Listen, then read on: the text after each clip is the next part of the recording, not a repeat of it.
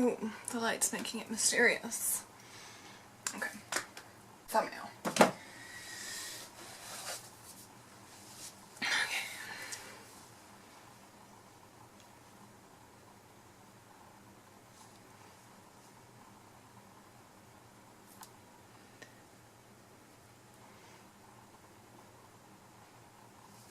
That works. Okay.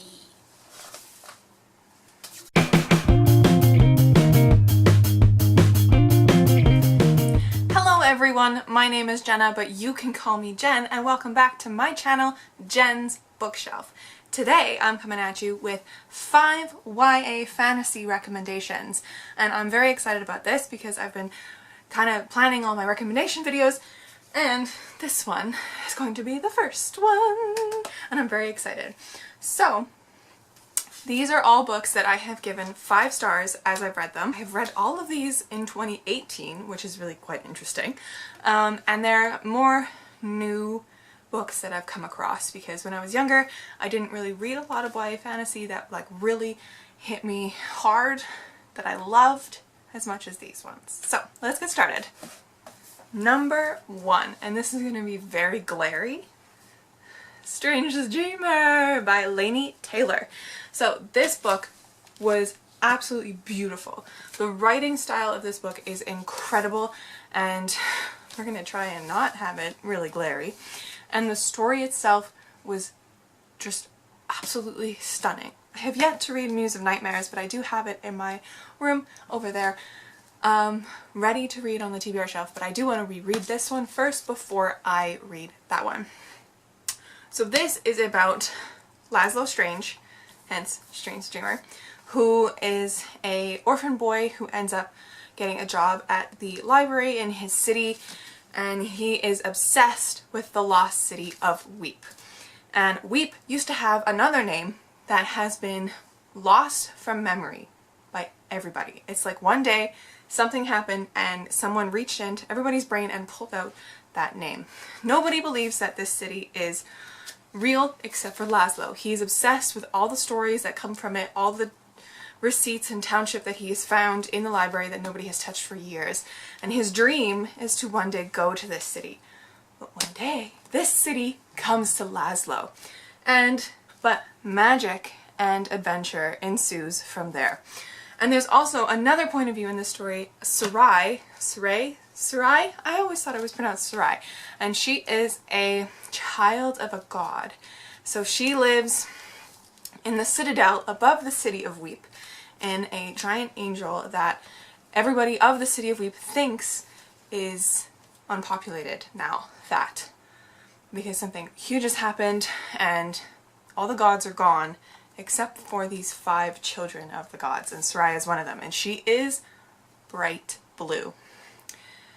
And it's really quite cool. So I'm gonna like, that's all I'm gonna say about this book because it is amazing. If you have not picked it up yet, definitely do. I know it's a little daunting with the size, but trust me, even though it takes you a little longer to get through, it took me a little while because I wanted to savor the amazing writing that Laini Taylor has. It's just wonderful. Highly recommend this one. That glare though. The next book I'm going to recommend you is Furyborn by Claire Legrand. This book I read, and it was, I read this book in early 2018, kind of in the spring of last year, right when it was released, and I absolutely loved it. It was one of my most anticipated releases of last year, and the idea of it is so cool.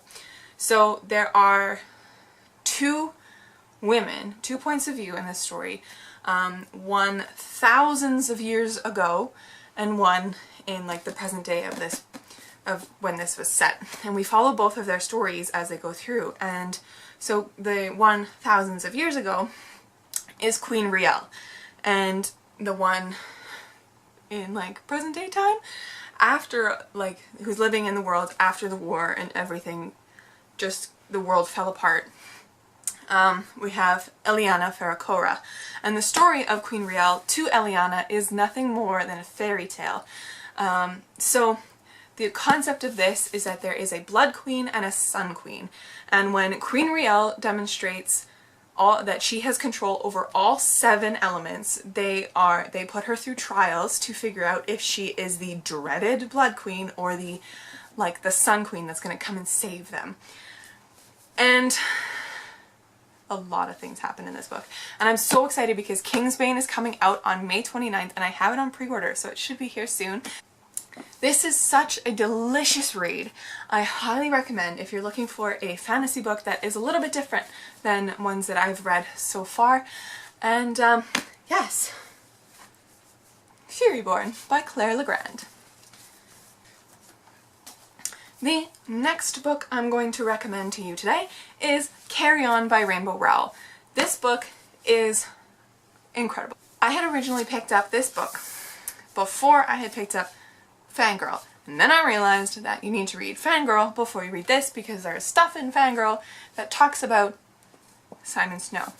No, you don't need to read this one first, but I'm really glad I did because this is one of my favorite reads of all time. Contemporary. But that's another video. But yes, so Carry On is a fantastic story. It is like a it is a spoof on the Chosen One narrative. It reads so much like a funny, on purpose, fan fiction-y of Harry Potter and Draco Malfoy type of story.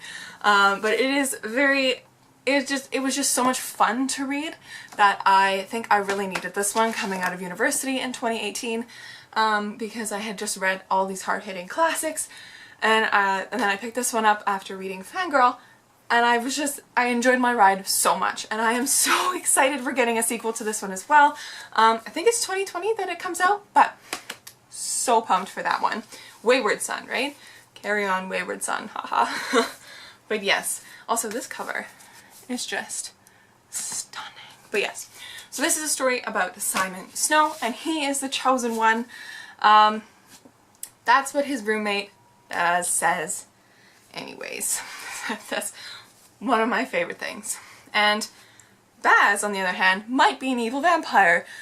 Who knows? Nobody knows. But yes, so at the beginning these two are enemies and they have to go through this kind of like, they're in a magic school and they're roommates, and it's like, it's fantastic. And there's a lot of adventure in this one. And their relationship is so cute. I really enjoyed this. I think I'm going to reread it before Wayward Son comes out, but I don't remember exactly when that is, so definitely pick this one up if you haven't, if you want a really, really fun, kind of spoofy type of book.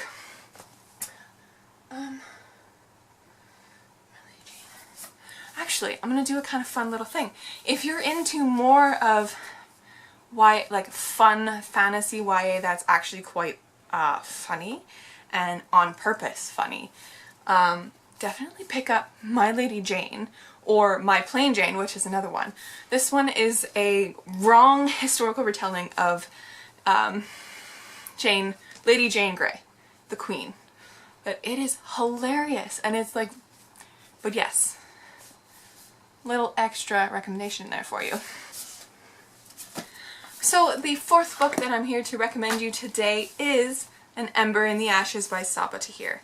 This saga is one of my all-time favorites that I've ever read. I am so excited for the fourth one to come out and to find out the fourth title, but this book is incredible. I devoured it, A Torch Against the Night, and Reaper at the Gates all in one fell swoop last year, and it was just so delicious and so good.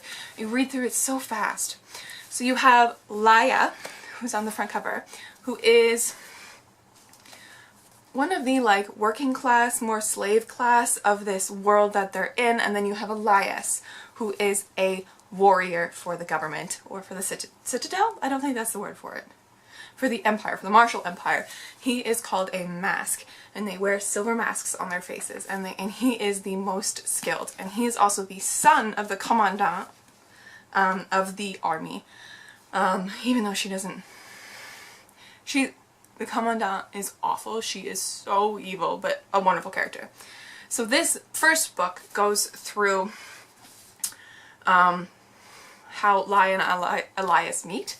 So Laya's brother is taken for treason, arrested for treason, and she tries to get him back. To do this, she gets in contact with the rebel army that her parents used to be a part of, and then she ends up posing as a slave for the commandant, like army master, because at like the mask training or whatever, and then they meet there and a lot of things ensue, and it's just wonderful. The world is built off of like a Roman Empire-esque caste system with like the world, I don't know how to explain it very well, but it's incredible. It's one of my favorite fantasy worlds. Yes, so there's not a lot of like magic or fantasy elements in this right away, but they do come in and then they grow more in the next book and the following book, and I'm assuming in the very last. But yes, so I have Reaper at the Gates and I have Torch Against the Night all here. Wonderful, wonderful books, and I highly suggest you pick them up before Saba comes out with the 4th, because that's going to be the most epic conclusion to this saga ever. I'm so excited. I'm so excited. And my last recommendation for you guys today is a book from a debut author who is absolutely incredible. I actually have 2 copies of her book because I wanted to read it so bad, but hardbacks are very expensive in Canada. So I picked up the softcover of Children of Blood and Bone. I picked it up on Book Depository and I was so excited to get this one. Tomi Adeyemi, I've actually been following her on her writing website before she came out with this book, and she's just wonderful. She's got great prompts going up on Pinterest all the time, and her world is incredible. So I also have the hardcover because I picked it up on Book Outlet when they got a whole order of them, and it was super, super cheap. But yes, so I'm going to show you the absolutely beautiful underside of this book. But so Children of Blood and Bone is about a girl named Zélie. Okay. So Zélie is a magi, and so in Zélie's kingdom, the king actually killed all magic, and he killed all of the magi in her area, including her mom, who was a reaper, so that was her brand of magic, that she could bring back the magi of life and death, so she had control over that. So Zélie was born with white hair, which is the symbol of the Magi, but there is no magic in her world anymore. Until one day, an artifact is found that can possibly bring back magic. So which involves Zélie with the crown princess, Amari, and Amari's brother, Inan, who's hunting them as they run with this scroll to try and bring back magic. So much happens in this book. It is so incredibly fast-paced, and the world is so beautiful. The magic system is really cool. It's inspired by Avatar, I believe. I've never watched Avatar, but I've heard that the magic system is quite similar to that in this book as well. But I highly, highly, highly recommend this. Children of Virtue and Vengeance is coming out later this year in December, and I am so excited for that one too. It is going to be an incredible continuation, because the end of this book left me breathless and so surprised. Before I go, I also have another recommendation that isn't technically fantasy, it's actually sci-fi, but it is YA, and I did want to talk about it because it was one of my favorite reads from this year. I think it's the 2nd book that I picked up this year, but it is Skyward by Brandon Sanderson.